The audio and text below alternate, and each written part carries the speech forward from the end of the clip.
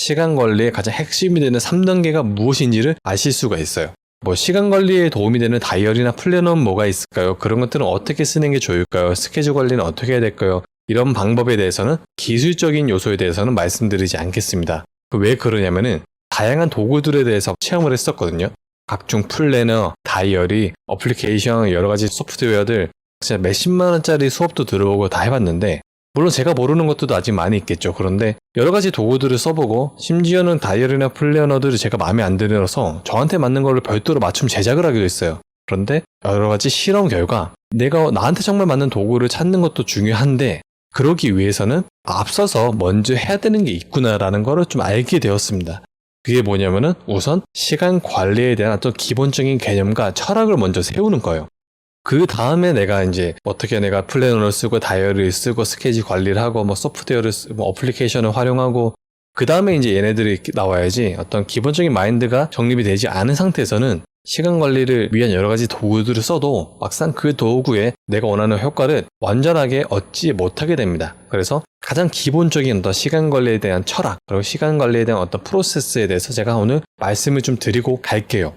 그러기 위해서 제가 참고할 만한 책 좀 소개해 드리는데 피터 드러커라는 분이 만든 프로페셔널의 조건이라는 책과 그 다음에 피터 드러커의 자기 경영 노트라는 책입니다. 이 두 가지 책에 보면은 피터 드러커라는 분이 말하는 어떤 시간 관리의 기본적인 철학, 가장 핵심이 되는 3단계가 내용에 들어있어요. 얘네들을 여러분들이 이해를 하시면은 단순히 시간 관리를 넘어서 어떤 내 인생을 종합적으로 관리하는 데 도움이 될 만한 아이디어를 얻으실 수가 있습니다. 이 피터 드러커라는 분은 아시는 분들은 이미 많이 아실 거예요. 특히 뭐 자기 개발이라던가 자기 경영이란 거에 관심이 많았던 분들은 한 번쯤은 들어보셨을 겁니다. 이분은 현대 경영학의 아버지라고 불리는 분이고요.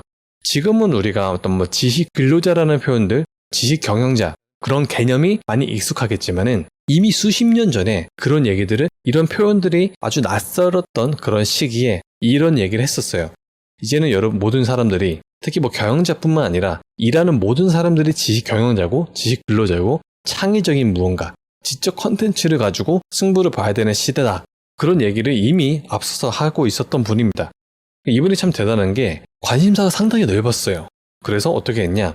정치, 사회, 경제, 종교, 교육, 윤리, 기술, 미술 이런 다양한 주제에 대해서 2년, 3년마다 자기가 이제 그런 주제를 스스로 바꿔가면서 막 파고든 거예요. 공부를 한 겁니다. 집중적으로. 어떻게 보면은 우리가 대학 교육들을 뭐 2년에서 한 년 정도 받잖아요.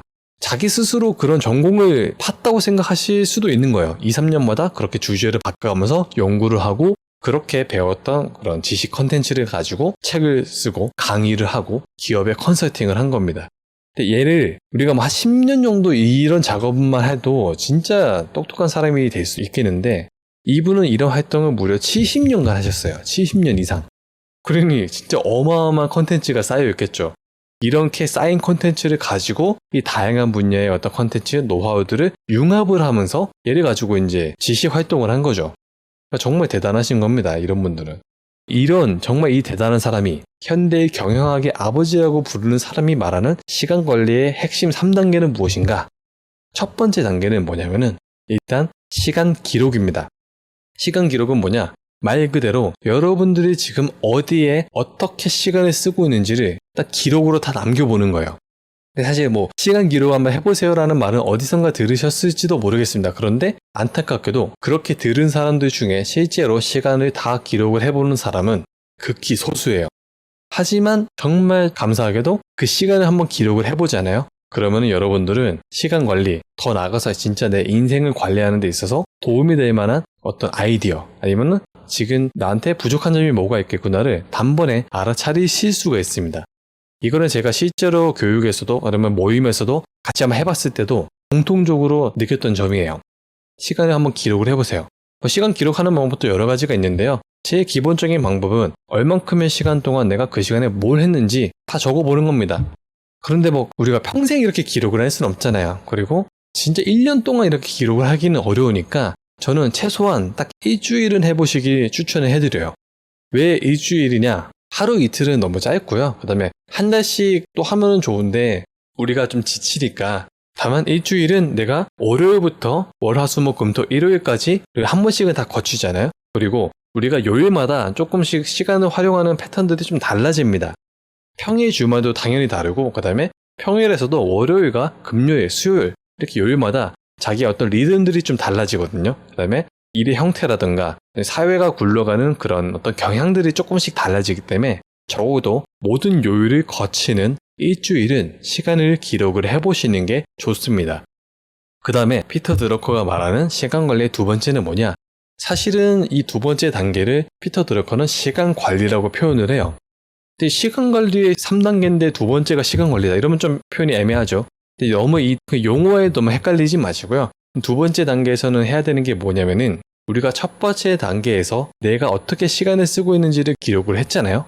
두 번째 단계에서는 그 기록을 보고 나에게 불필요한 일들, 행위들을 덜어내는 겁니다. 뭔가를 막 잘하기 위해서 계속 뭔가 채워내려고 하는데 사실은 그에 앞서서 불필요한 것들, 나에게 찌꺼기가 되는 것들을 먼저 덜어내는 게 중요합니다. 그 다음에 진짜 나에게 중요한 것들을 채울 수 있기 때문이죠. 그럼 무엇을 드러내야 되는가? 일단 시간 기록만 봐도 본인이 직관적으로 먼저 알게 되는 게 있거든요.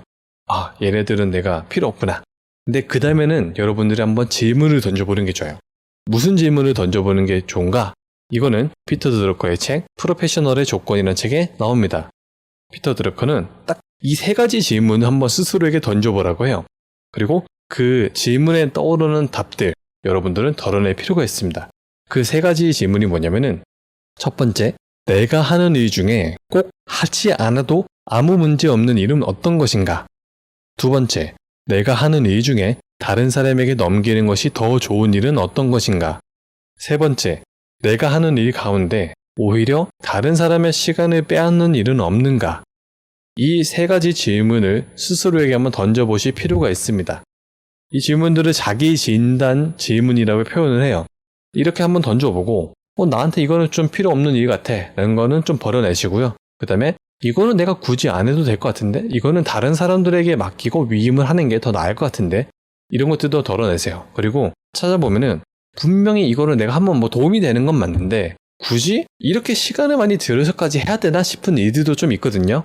그런데 우리는 욕심 때문에 아니면은 내가 이걸 덜어내도 될까라는 어떤 두려움 때문에 계속 안고 있는 그런 계륵 같은 행동들이 있어요. 얘네들도 덜어내시는 게 좋습니다. 그 시간을 여러분들에게 더 큰 의미를 주는, 큰 효과를 주는 행동에 집중하는 게 좋기 때문입니다. 그리고 나뿐만 아니라 내가 속해 있는 전체 조직, 그게 가족이 될 수도 있고 회사가 될 수도 있는데 그 조직에도 별로 의미가 없는 일들도 분명히 있어요. 괜히 다른 사람들을 더 바쁘게 만드는 일들도 분명히 있습니다. 대표적인 게 쓸데없는 질문, 쓸데없는 회의 이런 것들이 있는데 걔네들도 좀 덜어내시는 게 좋습니다. 그랬을 때 여러분들의 시간 관리뿐만 아니라 여러분들의 동료, 구성원들의 시간 관리에도 이게 좋은 영향을 주기 때문입니다. 많이 아실 거예요. 어떤 활동들이 정말 이 조직 전체의 시간을 까먹고 있는지 걔네들은 덜어내시는 게 좋습니다. 마지막으로 세 번째 단계, 시간 통합이에요. 이게 어떤 의미냐면은 우리가 첫 번째 단계에서 이제 시간들을 기록을 해서 내 현재 상태를 진단을 했고 두 번째 단계에서 쓸데없는 일들, 불필요하고 덜 중요한 일들을 없앰으로써 시간들을 확보했잖아요. 그러면은 이 확보한 시간들을 세 번째 단계에서는 가장 큰 연속 단위로 통합을 하실 필요가 있습니다. 내 주어진 시간들을 최대한 잘게 쪼개는 행동들은 그만두고 최대한 뭉텅이로 묶어내는 거예요. 우리가 너무 바쁘다 보니까 사실은 어떻게 하면 내가 짜투리 시간들을 많이 활용할 수 있을까? 틈새 시간들을 잘 활용할 수 있을까에 대해서 고민이 많다 보니까 시간을 바라보는 그런 관점들이 되게 좀 작게 움직이고 있거든요. 그런데 이걸 한번 생각을 해보시는 게 필요해요. 결국엔 우리가 시간 관리를 하려고 하는 거는 이 주어진 시간들을 잘 활용해서 어떻게 하면 내가 원하는 일, 공부를 더 잘할 수 있을까잖아요. 근데 우리가 단순히 시간의 절대적인 양만 보는 게 아니라 어떤 시간의 상대성도 한번 보셔야 돼요. 다르게 표현하면은 여러분들의 어떤 몰입, 집중도를 보시는 게 필요합니다. 내가 시간을 1시간을 가지고 있다고 1의 일을 하고 10시간을 가지고 있으면 10의 일을 하는가? 그게 아니거든요. 그 시간에 내가 얼마나 몰입을 하고 집중하느냐에 따라서 여러분들이 그 시간을 투자해서 얻고자 하는 그런 어떤 생산물, 아웃풋은 극명하게 차이가 납니다. 그래서 여러분들은 시간 통합을 해야 돼요. 어떤 사람의 집중력을 보면은 이렇게 되죠. 그래프를 치자면은 처음에는 집중력이 상당히 낮다가 점차 높아지다가 떨어집니다. 그런데 우리가 어떻게 시간을 쓰고 있냐면은 뭔가 막 집중력이 높아질 것 같으면은 중단을 하고 다른 일을 해요. 이게 자발적으로 중단하는 경우도 있어요. 이거는 대부분 뭔가 그 멀티태스킹의 함정에 빠졌을 때, 내가 막 멀티태스킹 하면은 일을 되게 잘하는 거야 라는 그런 착각에 빠졌을 때 조금 뭔가 집중력이 높아질 듯 하면은 중단을 해버리고 다른 일에 신경을 씁니다. 집중력이 분산돼서 뭔가 되게 많은 일들을 하는 것 같은데 막상 지나고 나면은 결과물이 잘 안 나와 있죠. 이것도 본인이 하고 있는 일의 형태에 따라서 조금 다른데, 그건 제가 다음 기회에 혹시나 기회가 된다면 말씀드리고요. 그리고 타의에 의해서 시간이 중단되는 경우도 있습니다. 이런 것들은 내가 막 하려고 하는데 갑자기 예상치 못한 전화가 온다거나, 즉 긴급 회의가 소집된다거나, 아니면은 다른 사람들이 말을 건다거나, 알람들이 막 울린다거나, 예상치 못한 그런 돌발 변수에 의해서, 타의에 의해서 내가 하고자 하는 일이 중단되는 경우들도 있습니다. 이런 게 반복될수록 여러분들은 정말 내가 관리를 많이 하는 것 같고 뭔가 일을 많이 하는 것 같은데, 시간이 지나고 돌이켜보면 생각보다 성과가 잘 안 나요. 반면 피터 드러커가 말하는 것처럼 확보된 시간들을 최대한 좀 뭉텅이로 묶어두면은 내가 이 집중력이 가장 피크에 달았을 때 시간을 누릴 수 있는 그런 여지들이 많이 생깁니다. 그러면은 그 집중력이 극도에 달았을 때는 똑같은 한 시간일지라도 여러분들이 그 한 시간을 통해서 얻을 수 있는 효과는 상당히 차이가 많이 나요. 이거는 일도 그렇고 공부도 그렇고 마찬가지입니다.